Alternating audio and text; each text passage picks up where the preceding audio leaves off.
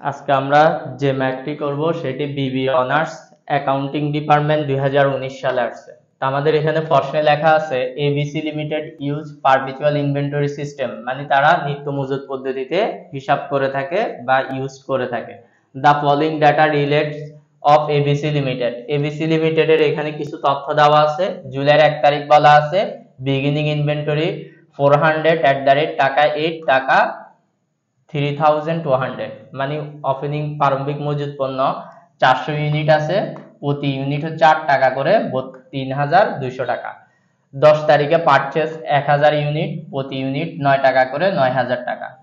তারপরে জুলাইয়ের 15 তারিখ সেলস 1000 ইউনিট, জুলাইয়ের 20 তারিখ পারচেজ 800 ইউনিট, প্রতি ইউনিট 9 টাকা 50 পয়সা করে, 7600 টাকা। জুলাইয়ের 25 তারিখ সেলস 800 ইউনিট, জুলাইয়ের 30 তারিখ পারচেজ 600 ইউনিট, প্রতি ইউনিট 10 টাকা করে, 6000 টাকা।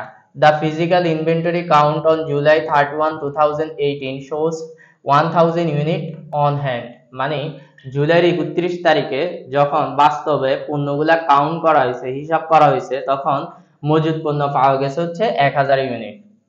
এখন রিকোয়ারমেন্টটা করতে বলছে determine the cost of inventory on hand at July 31, 2018, মানে আমাদের সমাপনী মজুদ পণ্যটা বের করতে বলছে 2018 সালে জুলাইয়ের 31 তারিখে। And cost of goods sold বের করতে বলছে ফর জুলাই মাসের। Under this last in first out, মানে লিফো মেথড। 2 নাম্বার হচ্ছে ওয়েটেড এভারেজ কস্ট মেথড। তা আমাদের প্রথম মেথডটা করতে বলছে লিফো মেথড। তা আমরা লিফো মেথডের জন্য একটা গড় করে রাখলাম, সেটা হচ্ছে প্রথম হচ্ছে ডেট, রিসিভস, ইস্যু, ব্যালেন্স। তো এই যে ইস্যুর আরেক নাম হচ্ছে কস্ট অফ গুডস সোল্ড। আমাদের অঙ্কে যে কস্ট অফ গুডস সোল্ড বের করতে বলছে, কস্ট অফ গুডস সোল্ড মানে হচ্ছে ইস্যুর টাকাগুলা।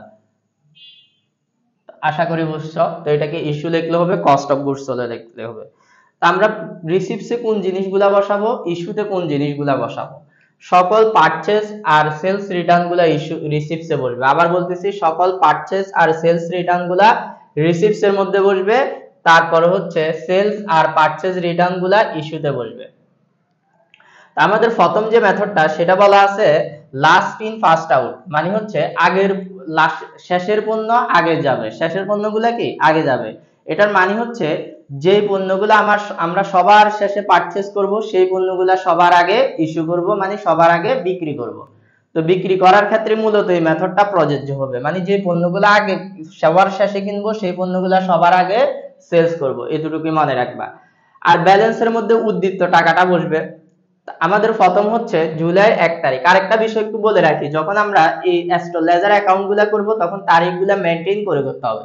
প্রশ্নে অনেক সময় যদি তারিখগুলা এলোমেলো থাকে, মানে 10 তারিখের পর 3 তারিখ, আবার 15 তারিখ, আবার 8 তারিখ, এরকম যদি এলোমেলো তারিখ থাকে, আমাদের তারিখগুলা মেনটেন করে সিরিয়াল অনুযায়ী লিখতে হবে। তো এখানে আমরা দেখতেছি আমাদের তারিখগুলা সিরিয়াল করা আছে, একের পর 10, 15, 20, 25, 30 এভাবে মেনটেন করা আছে। তো যেভাবে আছে আমরা এইভাবে লিখবো। তো প্রথম হচ্ছে 2018 সালের জুলাই 1 তারিখ। তো এখানে আমাদের প্রথমে ব্যালেন্স দেওয়া আছে বিগিনিং ইনভেন্টরি। তো বিগিনিং ইনভেন্টরি মানে উদ্ধৃত, এটা সরাসরি ব্যালেন্সের ঘরে বসবে।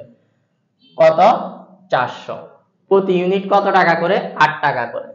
তো আমরা যদি 400 কে 8 দ্বারা গুণ করি তাহলে আমাদের টাকাটা আসবে হচ্ছে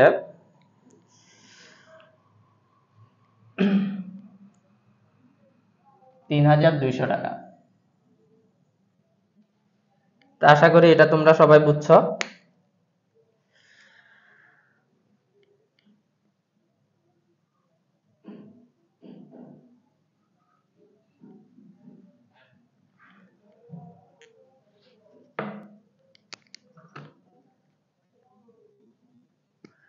তারপর হচ্ছে আমাদের জুলাই 10 তারিখ। তো জুলাই 10 তারিখ আমাদের এখানে বলা আছে পারচেজ। তার মানে পারচেজ মানে আবার ইস্যু দেব, রিসিভসে বসবে। তো পারচেজ কত? 1000 ইউনিট, প্রতি ইউনিট হচ্ছে 9 টাকা করে, তাহলে টাকা আসবে 9000। তো দেখো আমরা যেহেতু last in first out issue করতেছি, মানে সবার শেষের গুলা আগে বিক্রি করব, এই জন্য আমাদের ব্যালেন্সের মধ্যে আমাদের আগের পণ্য আর নতুন পণ্যগুলো আলাদাভাবে রাখতে হবে। আলাদাভাবে রাখার জন্য আমাদের আগের পণ্যগুলা আগে আবার লিখতেছি 400 ইউনিট 8 টাকা করে, আগে ছিল 3200। এখন নতুন করে আমরা আরো 1000 পণ্য ক্রয় করলাম, তো 1000 এটা নিচে বসবে 9 টাকা করে, 9000 টাকা। তো এভাবে আমরা এটাকে বসালাম।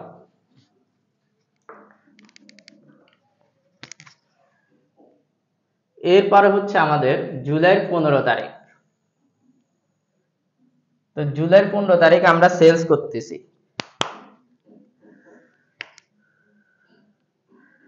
তো জুলাইয়ের 15 তারিখ সেলস হচ্ছে কত ইউনিট? 1000 ইউনিট। তো 1000 ইউনিট যেহেতু সেলস করতেছি, এখন আমরা কোন মেথডে সেলস করব? লাস্ট ইন ফার্স্ট আউট, মানে আগের পণ্য আগে ইস্যু করব। তা আগের পণ্য, sorry, last in first out মানে শেষের পণ্যগুলো আগে ইস্যু করব। আমরা বিক্রি করব 1000। তো শেষে কত আছে? আমাদের 1000 আছে, তাহলে যা আছে তাই ইস্যু করে দিব। এই 1000 9 টাকা করে, 9000 ইস্যু মানে কি? বিক্রি করে দিলাম। তাহলে এবার দেখো, আমরা এই যে দ্বিতীয় প্যাকেটটা আছে, দ্বিতীয় প্যাকেটে যা ছিল সব সেলস করে দিয়েছি। তাহলে আমাদের প্রথম প্যাকেটটা রয়ে গেছে। তো প্রথমে যা ছিল তা লিখবো। প্রথম ধরে যা ছিল তা লিখবো। 400 ইউনিট ছিল, 8 টাকা করে, 3200। এরপর হচ্ছে আমাদের জুলাইয়ের 20 তারিখ।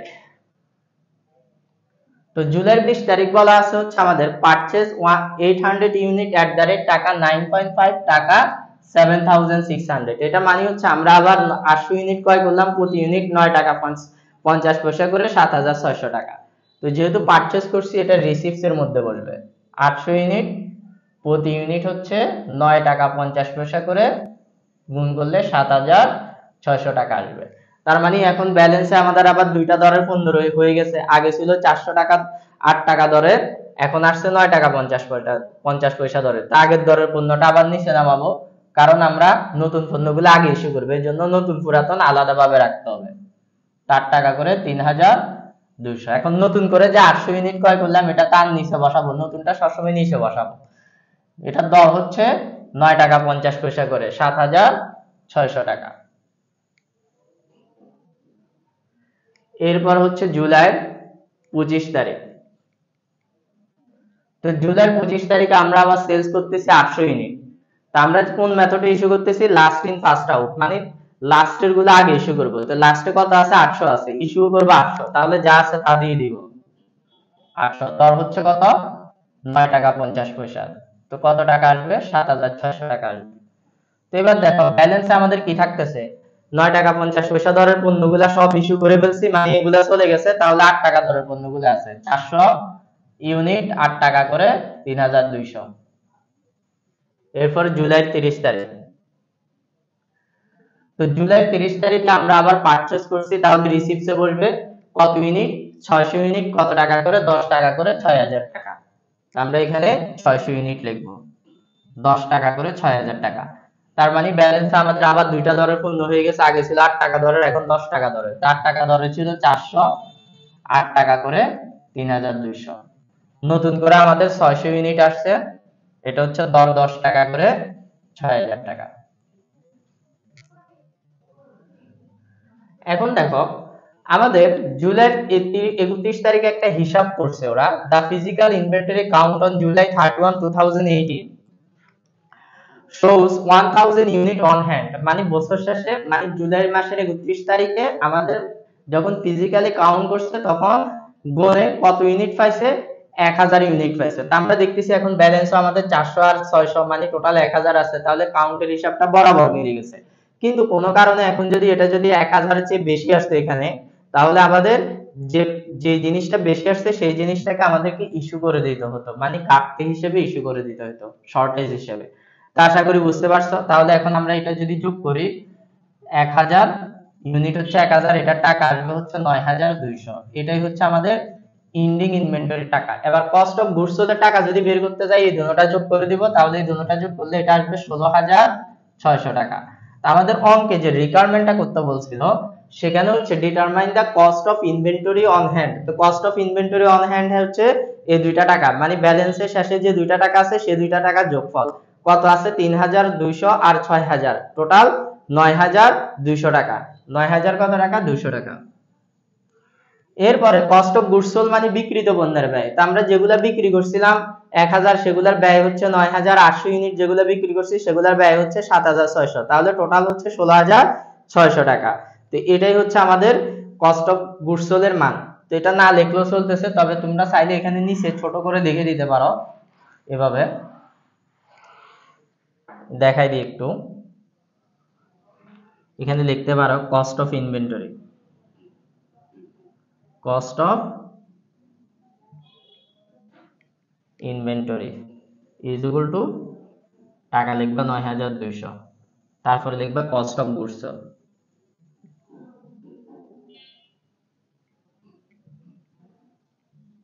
তো কস্ট অফ গুডস সোল্ড লিখবা হচ্ছে এই যে ইস্যুর টাকাগুলা, সেগুলোর যোগফল। তো কত আসবে? 16600 টাকা। তো আশা করি তোমরা সবাই এটা বুঝতে পারছো। আমাদের পরবর্তী রিকোয়ারমেন্ট 2 নাম্বারটা আমাদের করতে বলছে হচ্ছে weighted average method. Weighted average মানে কি? গড় দরে। দেখো আমরা যখন লিফো বা ফিফো মেথড ইস্যু করব, তখন ব্যালেন্সে প্রত্যেকটা পারচেজের রেটের পণ্যগুলো আলাদা আলাদা ভাবে রাখবো, কারণ হচ্ছে আমরা নতুন বা পুরাতন পণ্যগুলো আগে ইস্যু করব। কিন্তু যখন আমরা ওয়েটেড এভারেজ মেথডে অঙ্ক করব, ওয়েটেড এভারেজ মেথড মানে হচ্ছে গড় দরে ইস্যু করব, তখন আমরা ব্যালেন্সে সবগুলো একত্রে রাখবো, তবে ব্যালেন্সে সবগুলো একত্র করে একটা এভারেজ রেট বের করব, ইস্যু করার সময় ওই এভারেজ রেটে ইস্যু করব। তাহলে দেখো এখন আমি যদি ওয়েটেড এভারেজ মেথডে অঙ্কটা করি, চেঞ্জটা কোন জায়গায় হবে? আমি এগুলো একটু মুছে দিচ্ছি চেঞ্জটা তোমাদের বোঝানোর জন্য।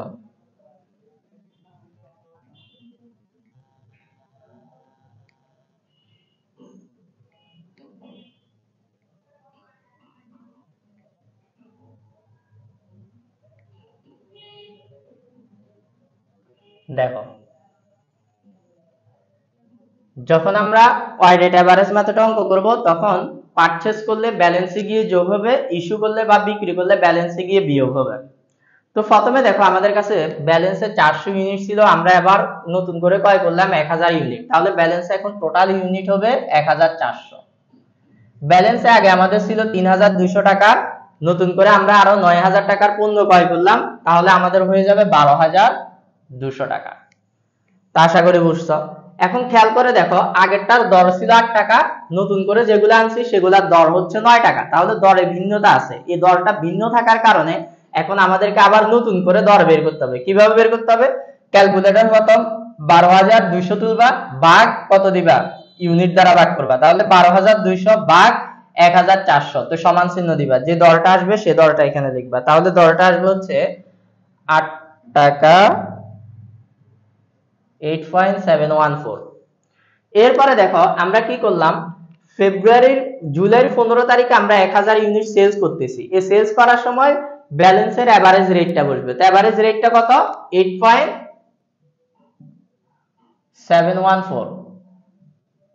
এখন ইস্যুর টাকাটা কিভাবে বের করব? এই যে 1000 ইউনিট, এটাকে 8.714 দ্বারা গুণ করে ইস্যুর টাকাটা লিখব।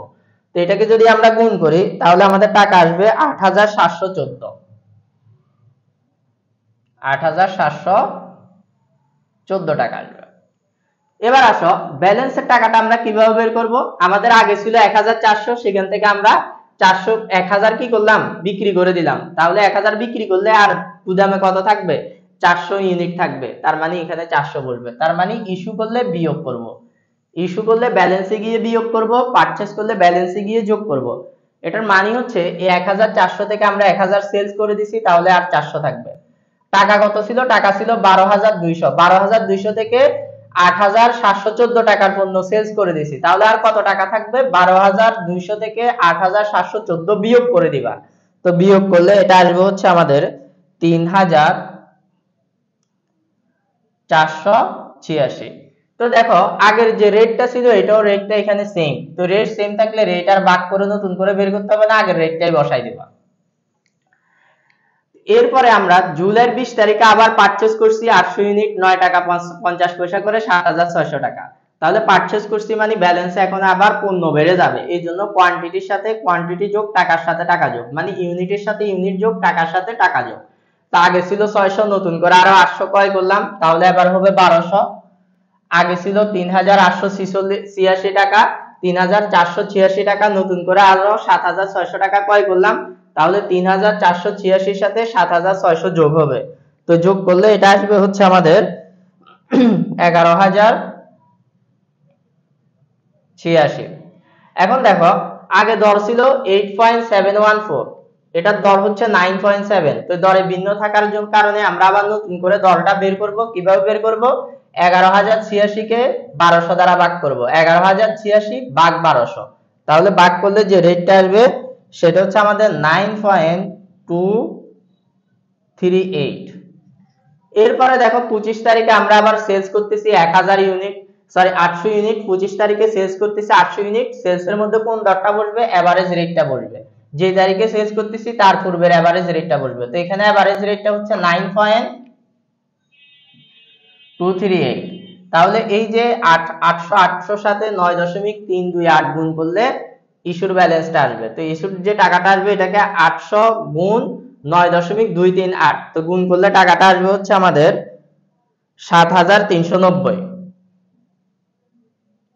এবার দেখো আমরা যেহেতু ইস্যু করছি মানে বিক্রি করছি, এখন আমাদের ব্যালেন্সে পণ্য কমে যাবে। তো 1200 থেকে 800 কমলে আর থাকবে 400। আগে ছিল 11,086, 11,086 থেকে কত কমে যাবে? 7,390 কমে যাবে। তার 7,390 কমে গেলে টাকাটা হবে কমা মানে কি? বিয়োগ। 11,086 থেকে 7,390 বিয়োগ করব। তো বিয়োগ করলে আসবে 3,696। তো আগের দরটা ছিল 9.238, এখানেও ইস্যু করছি যে দরটা ছিল 9.238। দরে যেহেতু সেম আছে তাহলে সেম দরটাই বসবে, এটাকে আর ভাগ করে বের করার প্রয়োজন নাই। এরপরে দেখো আমরা আবার জুলাই 30 তারিখে আবার পারচেজ করছি, তার মানে ব্যালেন্সে গিয়ে এখন যোগ হয়ে যাবে। আগে ছিল 400, নতুন করে 600 পারচেজ করলাম, তাহলে 1000।